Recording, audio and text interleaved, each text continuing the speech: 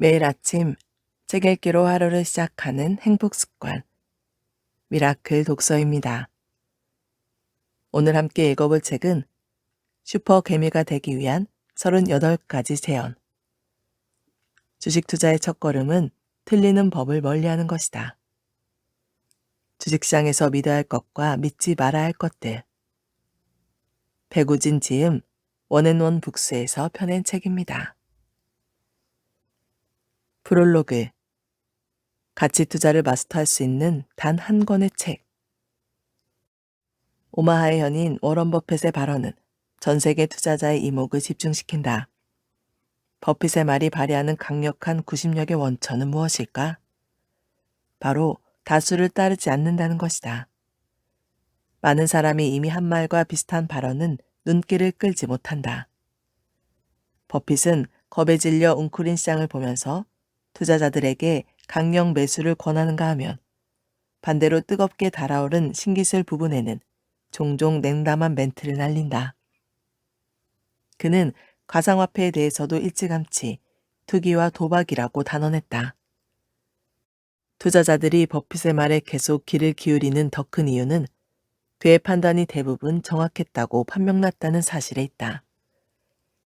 글로벌 금융위기 이후 1년 동안 급락했던 미국 주가는 2009년 이후 줄기차게 상승했다. 버핏은 시세가 아니라 가치의 중심을 두고 판단을 내린다. 그가 시세의 변동에 흔들리지 않고 시장을 정확하게 보는 방법이 바로 여기에 있다. 버핏은 시장이 상당히 오랜 기간 충격을 받더라도 투자를 포기하지 않는다. 다른 투자자들이 공포에 질려 매매를 주저할 때 주식을 사들인다. 그럼으로써 높은 투자 수익률을 실현한다. 반대로 주식시장의 어느 한 부분이 과열되고 누구나 거론하는 단계가 되더라도 그 부문이 가치를 만들어내지 못한다면 관심을 기울이지 않는다. 아는 것과 실제 행동하는 것에는 큰 차이가 있다. 주식 투자자라면 대부분의 버핏의 가르침을 안다. 그러나 버핏처럼 투자하는 사람은 많지 않다.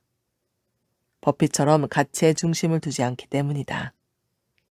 버핏처럼 생각하는 투자자는 외부 충격으로 인한 주가 지수의 급락을, 안정적으로 이익을 내기 좋은 기업을 훨씬 저렴하게 사들인 기회라며 오히려 반긴다. 이 책은 기본에 충실하면서도 주식의 가치를 가장 친절하고 상세하게 설명한다. 이 책을 통해 투자자들은 시세가 아닌 가치를 통해 주식을 보는 관점을 얻을 수 있다. 또 주식의 가치를 계산하는 기본 세법과 가치를 가늠하는 여러 지표, 그리고 지표 사이의 관계를 익힐 수 있다. 이는 가치로 중심을 잡고 시장의 변동에 마음이 휘둘리지 않게 하는 탄탄한 기초가 된다. 1장에서 이러한 가치 투자의 기본 셈법을 4가지 투자 지표를 통해 익힌 다음 2장에서는 이를 주식 투자의 대가를 통해서 확인하고 다질 수 있다. 앙드레 코스톨라니, 존 템플턴, 벤저민 그레이엄, 워런 버핏, 피터 린치 등 주식 투자에서 탁월한 실력을 거둔 5인의 투자 방법은 공통적으로 가치를 무엇보다 중시했다. 여기서는 유럽 증권계의 위대한 유산이라고 불린 앙드레 코스톨라니의 조언만 소개한다. 매일 출렁거리는 시세를 보다 보면 종목의 가치에 대한 믿음이 흔들리는 게 인지상정이다. 우량주를 산 뒤 수면제를 복용하라. 그렇게 하면 사이사이에 울리는 청둥 번개를 의식하지 않고 몇 해 동안 푹 잘 수 있고 잠에서 깨어나는 순간 기쁘고도 경이로운 순간을 체험하게 될 것이다. 이 코스톨라니의 조언은 그런 흔들림에 대한 처방이다. 성공한 주식 투자자들은 모두 엇비슷하고 실패한 투자자들은 저마다의 방식으로 주식에서 손실을 본다.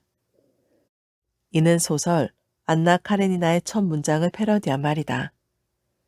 레프 톨스토이는 행복한 가정은 다들 엇비슷하고 불행한 가정은 그 이유가 제각각이다 라며 이 소설을 열었다.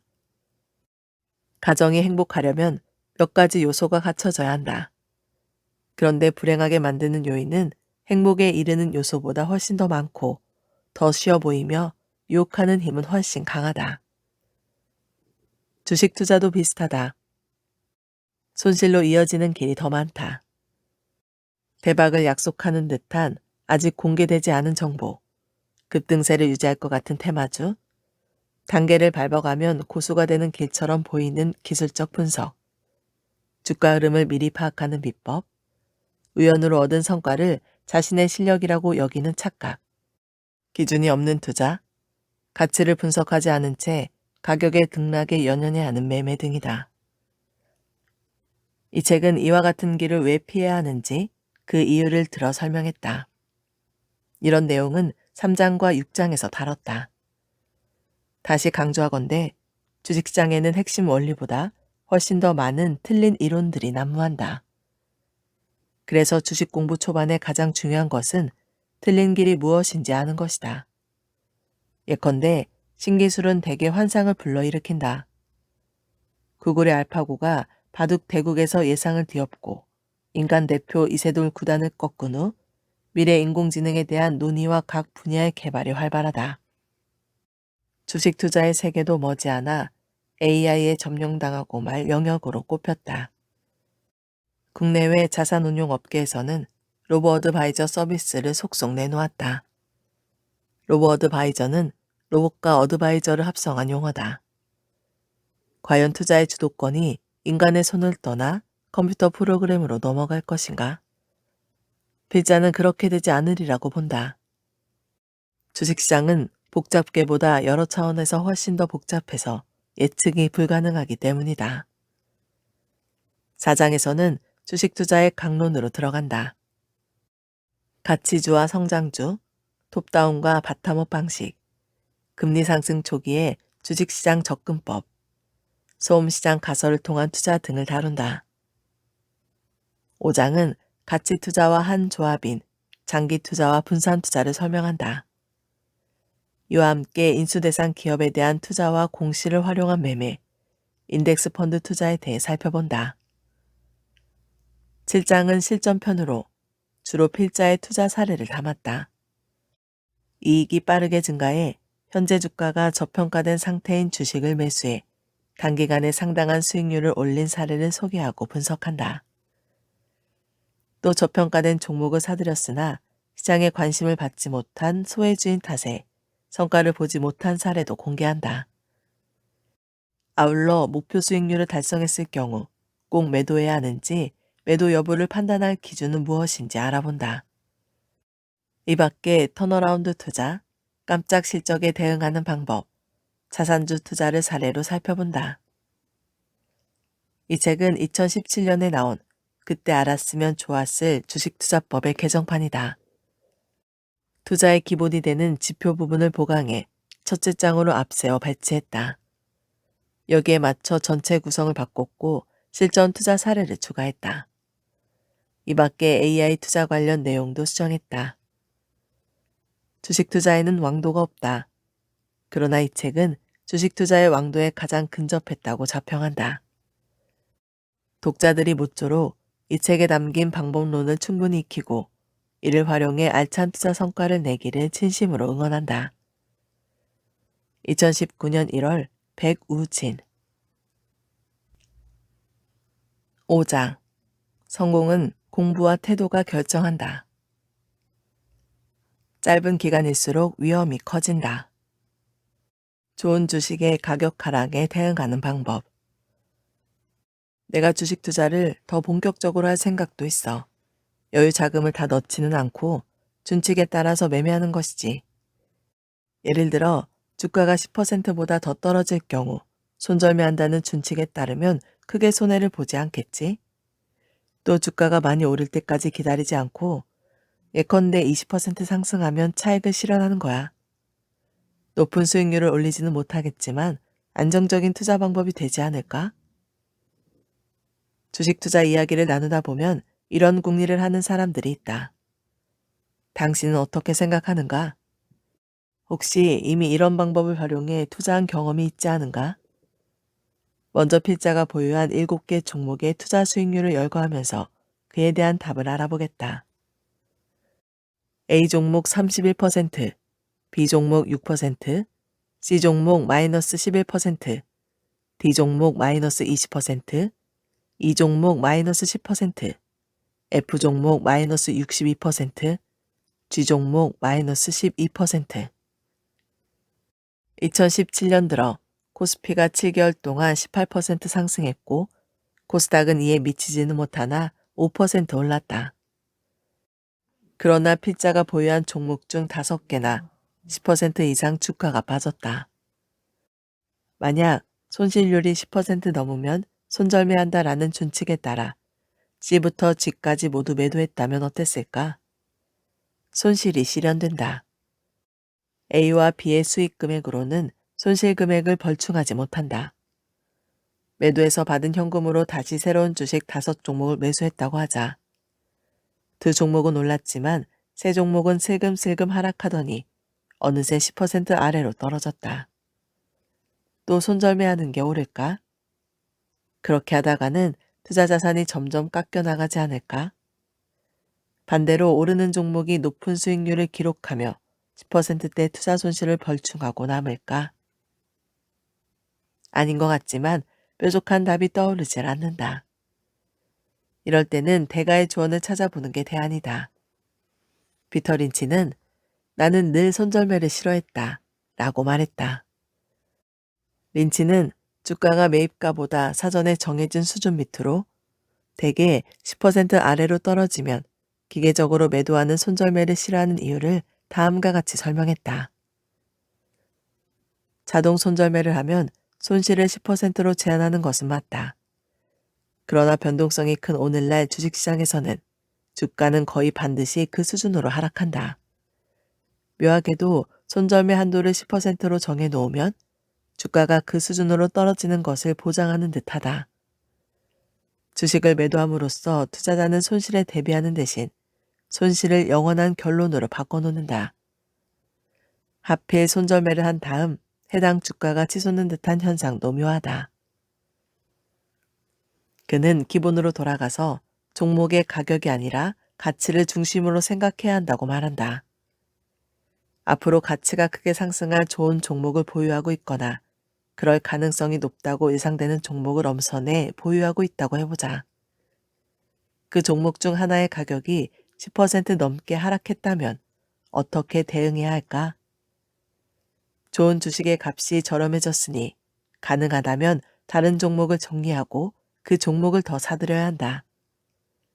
처분할 다른 종목은 가격이 많이 올라 가치와의 괴리가 좁아진 것 중에서 선정하거나 가치가 상승할 가능성이 희박한 종목을 포트폴리오에서 솎아내야 한다. 린치는 좋은 주식의 주가가 하락하는 것은 당신이 그 가격의 주식을 처분하고 다시 사들이지 않을 때만 비극이다. 유망한 주식의 시세 하락은 유망한 종목 중 그동안 주가가 가장 오르지 못했거나 굼뜨게 상승한 것을 더 저가에 채워넣을 수 있는 기회다. 라고 조언했다. 또한 린치는 이와 반대의 기계적인 매매 방식, 즉 일정 한도 이상 주가가 오른 종목을 매도하고 하락한 종목은 보유하는 매매 방식도 비판한다. 그는 이 전략은 화단에서 꽃을 뽑아내고 잡초에 물을 주는 격이라고 비꼬았다. 이 비판은 이렇게 설명할 수 있다. 좋은 주식을 매수했다면 가격이 가치와 가까이 근접한 단계에서 매도해야지. 예컨대 단순히 가격이 10% 이상 올랐다고 해서 정리하면 안 된다는 것이다.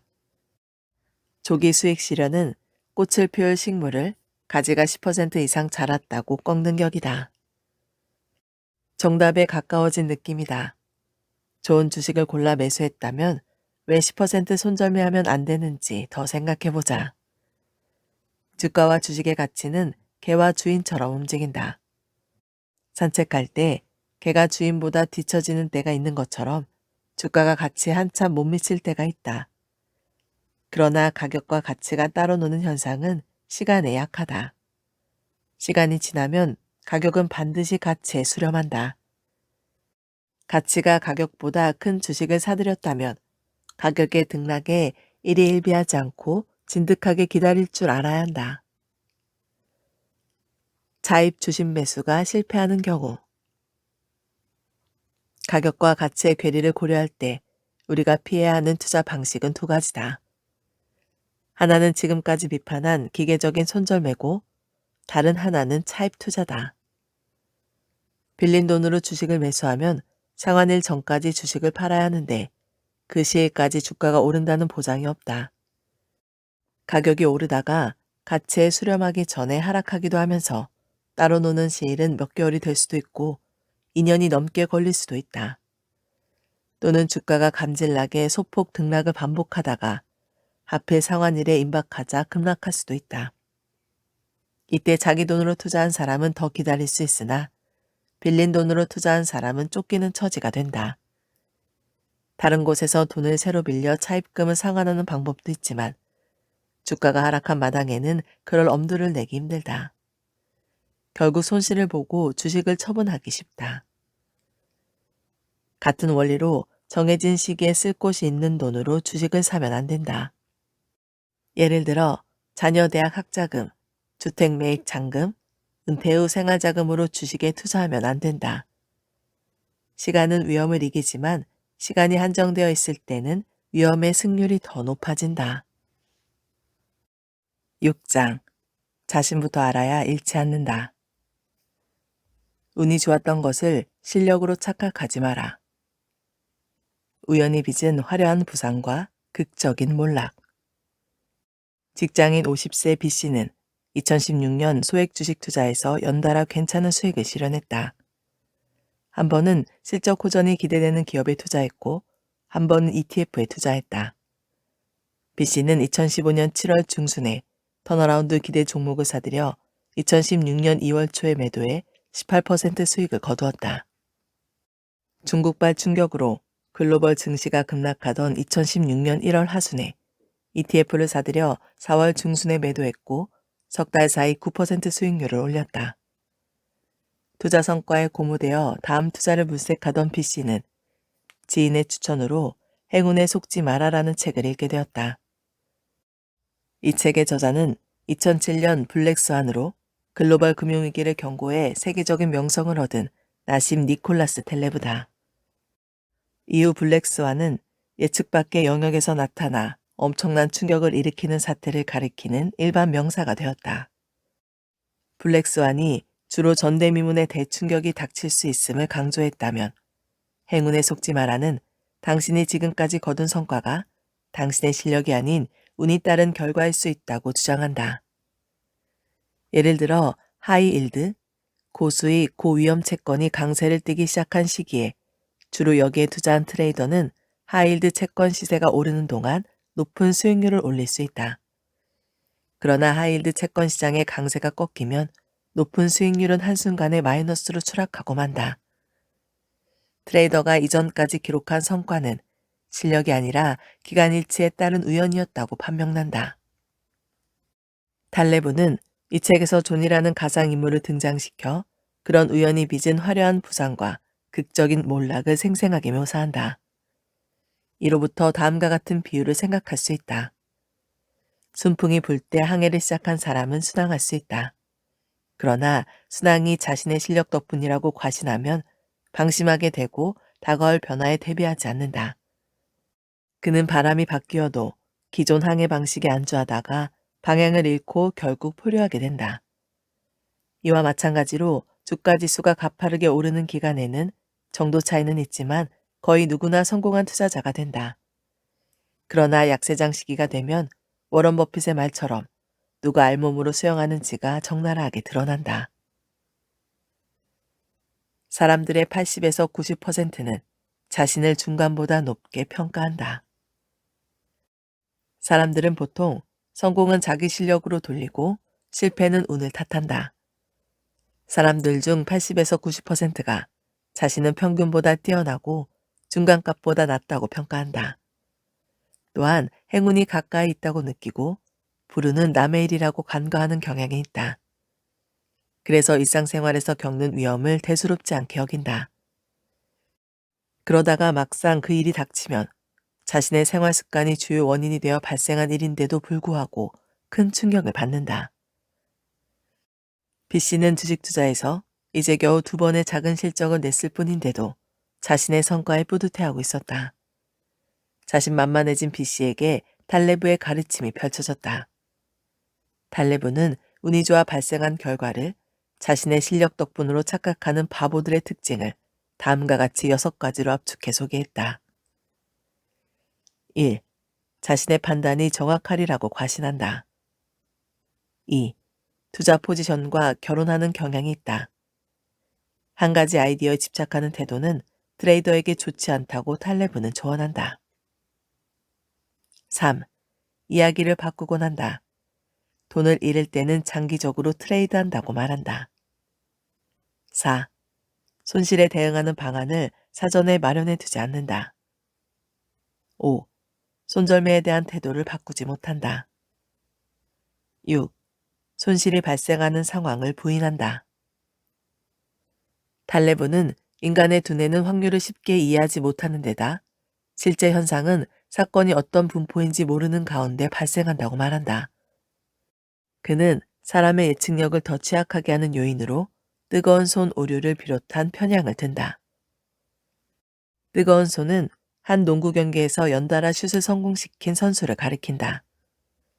사람들은 이 선수가 남은 시간에도 공을 잘 넣으리라고 기대한다. 그러나 지금까지의 슛 성공률과 남은 시간 동안의 성공률은 아무런 상관관계가 없다는 연구 결과가 나왔다. 투자의 세계에서는 과거 수익률이 좋은 펀드가 미래 수익률도 좋으리라고 기대하는 식으로 재현된다. 옵션 트레이더인 탈레브는 뼛속까지 회의론자다. 경제를 정확하게 분석하고 예측하거나 괜찮은 투자 대상을 선정하는 방법은 존재하지 않는다고 본다. 그래서 그는 좋은 투자 성과가 우연의 공산이 크다는 주장을 가상실험과 사례를 들어 역설하는 반면 이렇게 투자하면 높은 수익률을 올릴 수 있다라는 주제는 다루지 않는다. B씨는 자신이 3번째 투자에서도 성과를 내리라고 기대하는 것은 전형적인 뜨거운 손 오류가 아닌가 돌아보게 되었다. 또 운의 실력이라고 착각하는 바보를 판별하는 기준에 자신을 비추어 보았다. 그리고 자신이 그 바보 중 한 사람임을 인정하지 않을 수 없었다. B씨는 며칠 동안 각 기업의 성장성과 관련한 자료를 찾아보았고 PER을 기준으로 한 현재 기업 가치 평가가 높지 않은지 따져보았다. 그리고 이런 조건에 비추어 괜찮은 종목을 찾기 전에는 투자를 미루기로 결론을 내렸다. 투자자를 망치는 3가지 편향을 조심하라. 과거는 과거일 뿐 뜨거운 손은 없다. 뜨거운 손 오류. A 사건이 최근 자주 발생했으니 앞으로도 그러겠지 라고 잘못 생각하는 것을 앞서 설명한 뜨거운 손 오류라고 부른다. 뜨거운 손이란 한 농구 경기에서 연거푸 슛을 넣은 선수를 가리키는 말이다. 사람들은 이 선수가 그 경기의 남은 시간에도 공을 잘 넣으리라고 기대한다. 심리학자 토머스 길로비치 코넬 대학 교수와 동료들은 농구팬 100명에게 한 선수가 방금 자유투를 성공했을 때와 실패했을 때 각각 그 선수가 다음 자유투도 넣을 것이라고 예상하는지 물어보았다. 바로 전 자유투에 성공했을 때 다음에도 넣을 것이라는 답변은 61명이 한 반면 바로 전에 실패했을 때 다음에는 성공할 것이라는 답변은 42명에 그쳤다. 그러나 실제 데이터를 분석한 결과 뜨거운 손 현상은 없었다. 시카고 경영대학원의 존 호이징거는 49명의 최상위권 농구 선수들의 100만 번이 넘는 슛을 조사한 결과 그들은 성공과 실패를 무작위로 반복하고 있을 뿐 뜨거운 손 현상은 보이지 않았다고 밝혔다. 또 행동경제학자 아모스 트버스키 등은 한 선수가 경기에서 일정 시간까지 슛 성공률과 남은 시간 동안의 슛 성공률 사이에는 아무런 상관관계가 없다고 말했다. 펀드 투자자들도 농구 팬들과 비슷한 방식으로 예상한다. 과거 수익률이 좋은 펀드가 앞으로도 높은 수익률을 내리라고 예상하는 것이다. 그러나 뜨거운 손의 힘은 농구 경기에서 발휘되지 않는 것처럼 펀드 매니저 사이에서도 통하지 않았다. 분기 성적이 1위인 펀드가 다음 1년 동안 평균보다 나은 성과를 보인 경우는 50%에 그쳤다. 특히 분기 실적이 3년 내내 꾸준하게 평균 이상을 기록한 펀드는 단 하나도 없었다. 뜨거운 손 오류를 피하려면 최근 수익률에 집착하지 말고 우량 펀드를 저가에 매수한다는 자세로 접근해야 한다. 또 투자하는 기간이 길어질수록 손실 위험은 줄고 수익을 실현할 기회가 많아지므로 가급적 장기에 걸쳐 투자하는 편이 좋다. 이런 측면에서 볼 때 10년에 걸쳐 비과세 혜택을 주는 해외 주식 투자 전용 펀드에 관심을 가질 만하다. 계속 내렸으니 이제는 오른다. 도박사의 오류. 뜨거운 손 오류와 반대되는 편향이 도박사의 오류이다. 이 오류는 A 사건이 최근 잦았으므로 이젠 B가 발생할 때라고 여기는 것이다. 예를 들어 지난 20년 동안 한 주도 빠짐없이 복권을 샀으니 이제 당첨될 확률이 높아졌다고 생각하는 것이다. 수백 번 꽝이었으니 반대로 걸릴 때가 되었다고 기대하는 것이다. 도박사의 오류는 1913년 모나코 폰테가를로의 카지노 룰렛 게임에서 유래되었다. 구슬이 20번이나 연속해서 검은색 숫자에 떨어지자 많은 사람들이 이젠 붉은색 차례라며 21번째는 그쪽에 거액을 걸었다. 그러나 구슬은 또 검은색 위로 떨어졌다. 다음 판에도 그 다음 판에도 검은색이었고 붉은색이 된 것은 27번째에서였다. 도박사의 오류는 몬테카를로의 오류라고도 부른다. 도박사의 오류를 일반화하면 특정한 사건이 일어날 확률을 자신의 주관이나 감각에 따라 멋대로 높게 생각하는 편향이다. 특히 반복되는 사건이나 이전까지의 결과에 영향을 받아 다음 발생할 사건의 확률을 왜곡하는 경향이 있음을 가리킨다. 예컨대 주식시장에서는 주가가 최근 닷새 동안 하락했으니 오늘은 오를 것이라고 예상한다면 도박사의 오류에 빠질 위험이 있다. 닷새 동안 떨어진 종목이 오늘 더 떨어질 수도 있다. 반대의 경우도 가능하다. 물론 이번에는 주가가 오를 차례라는 예상이 혼자만의 것이 아니라 그렇게 생각하는 투자자가 많다면 주가가 상승할 가능성이 커진다. 의심하라. 그 수치는 믿을 만한가? 단내림 효과.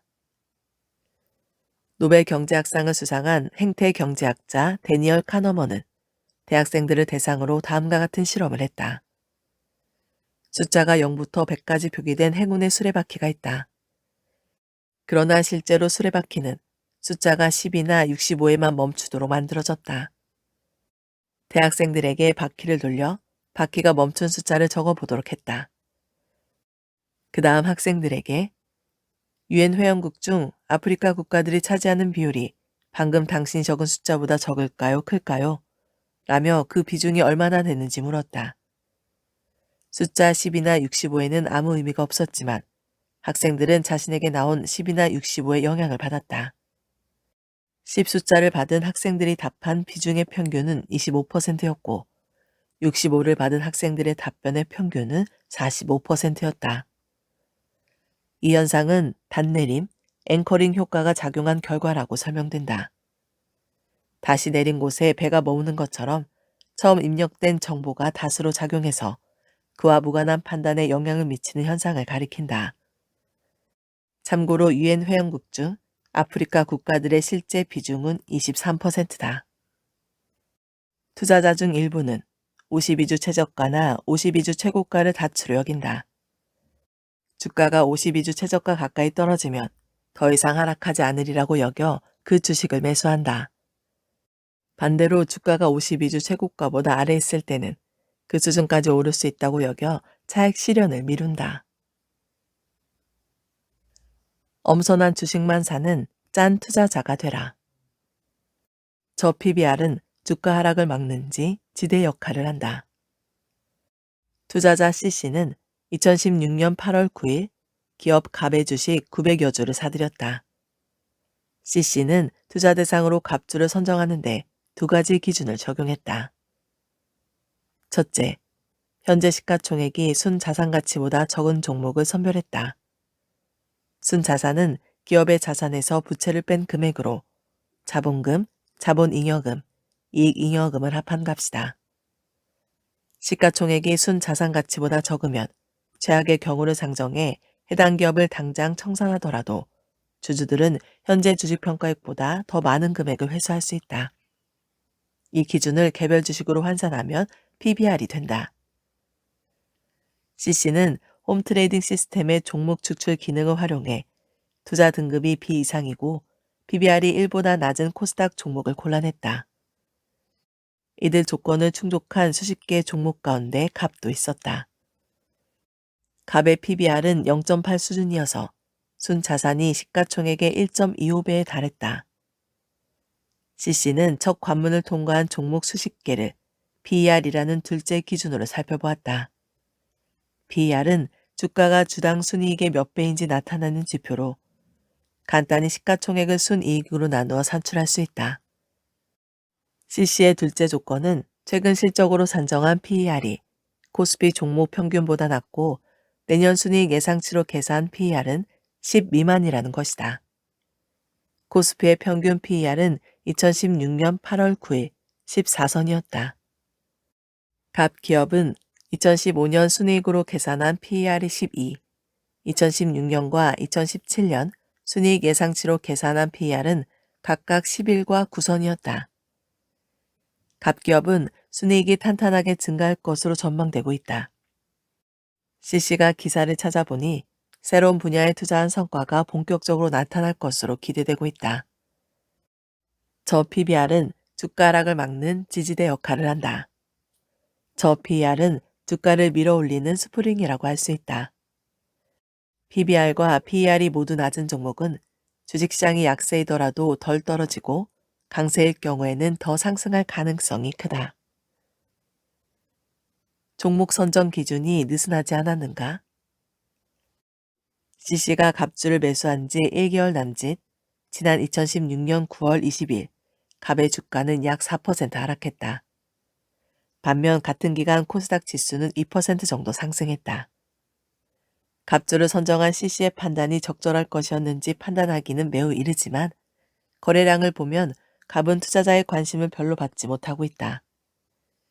갑주가 최상의 선택이었을까? CC는 필명이 불고 및 다른 투자자의 종목 선택 사례에 자신의 결정을 비추어 보았다. 불곰은 2010년 11월 휴대전화 부품회사 Y솔의 주식을 매수했다.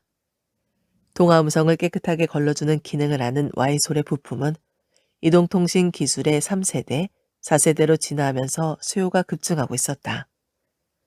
그런데 이 종목에 투자한 투자자는 많지 않았다. 불곰이 매수한 당시 시가총액을 당해 예상 순이익으로 나눈 PER은 9에 불과했다. 더 놀랍게도 다음해 순이익 예상치로 나눈 PER은 4에서 5로 더욱 낮았다. Y솔의 주가는 빠르게 올랐고 불곰은 매수한 지 약 6개월 뒤인 2011년 4월에 92%의 수익을 거두고 Y솔을 처분했다. 불곰이 매수한 다른 종목은 다음 회계연도 순이익 전망치로 계산한 PER이 6.5였다. 또 다른 종목은 당해 연도 순이익으로 시가총액을 나눈 값이 8이었다. 불곰은 두 종목에서 각각 10개월간 98%와 3개월 사이 103%의 수익률을 기록했다. 이 정도로 저평가된 성장주를 찾기는 쉽지 않다. 불곰이 투자한 종목 가운데 일부는 PER이 낮게 유지된 것이 아니라 기업의 외부 요인으로 인해 주가가 하락해 PER이 일시적으로 떨어진 상태였다. 한 종목은 상장하기 전 발행된 전환사채 CB가 주식으로 전환된 물량이 많아 주가가 오를라 치면 매도 물량이 쏟아지면서 주가가 하락했다. 일찌감치 투자한 창업투자 회사 등이 차익 실현 매물을 대거 출회하고 있었다. 다른 종목은 국제정세 불안으로 인해 외국인이 매도에 나선 데다 제도 변화에 주가가 과도하게 하락하자 PER이 낮아졌다. 불곰은 저평가된 성장주를 발굴했기보다 성장주를 발굴한 뒤 눈여겨보고 있다가 주가가 하락해 PBR이 낮아진 시기를 포착한 것이다. 주가 일시 하락으로 PER이 낮아진 종목을 주목하라. 불곰의 종목 선정 방법에서 배울 점은 짜게 투자하라는 말로 요약할 수 있다.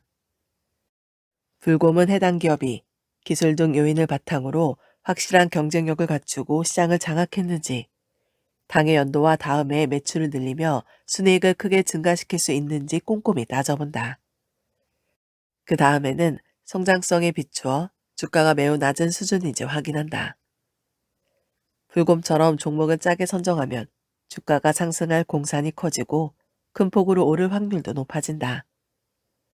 불곰은 약 6년 동안 60개 종목을 매도해 2016년 6월 종목당 평균 수익률 62%를 기록했다고 밝혔다. CC는 자신의 기준이 불곰에 비해 매우 느슨했음을 깨달았다. 불곰은 다음 회계연도 순이익으로 시가총액을 나눈 PBR이 4와 5에서 6.5, 8인 종목을 선택했다. 반면 CC가 투자한 갑은 2016년과 2017년 순이익 예상치로 계산한 PER이 각각 11과 9였다. CC는 불곰이 투자한 종목에 비해 가격이 최고 2배에 해당하는 주식을 사들인 셈이다. CC는 자신이 매수한 종목이 불곰이 투자한 종목에 비해 상승할 잠재력이 크지 않았음을 비로소 알게 되었다. 주가는 객관적인 지표를 따라 움직이는 게 아니다. 여러 지표상 주가가 상승하리라고 예상되더라도 많은 변수 중 어느 하나라도 예상과 다르게 움직이거나 예상치 못한 요인이 불거진 탓에 주가가 떨어질 수 있다. 투자한 10개 종목 중 3, 4개가 변수에 휘말려 하락할 수 있다. 이런 경우를 만회하고 전체 수익률을 큰 폭의 플러스로 돌려놓는 것이 짠 투자이다. 선택에는 두 가지 오류가 따를 수 있다. 하나는 쭉정이를 알곡으로 착각해 고르는 오류이고, 다른 하나는 알곡인데 쭉정이라고 여겨버리는 오류이다. 전자는 선정 기준을 느슨하게 적용한 결과로 발생하고, 후자는 지나치게 높은 기준을 적용한 탓에 발생한다. 통계학은 전자를 1종 오류라고 하고, 후자는 2종 오류라고 부른다. 주식 투자에는 2종 오류를 감수하는 자세로 접근해야 한다. 높은 기준을 통과한 주식을 엄선해 투자해야 한다는 말이다. 설령 이 과정에서 알곡을 놓칠 가능성이 있더라도 엄선에 엄선을 거친 종목만 투자 바구니에 담아야 한다. 오늘 미라클 독서는 여기까지 읽도록 하겠습니다. 오늘도 함께 해주셔서 감사합니다.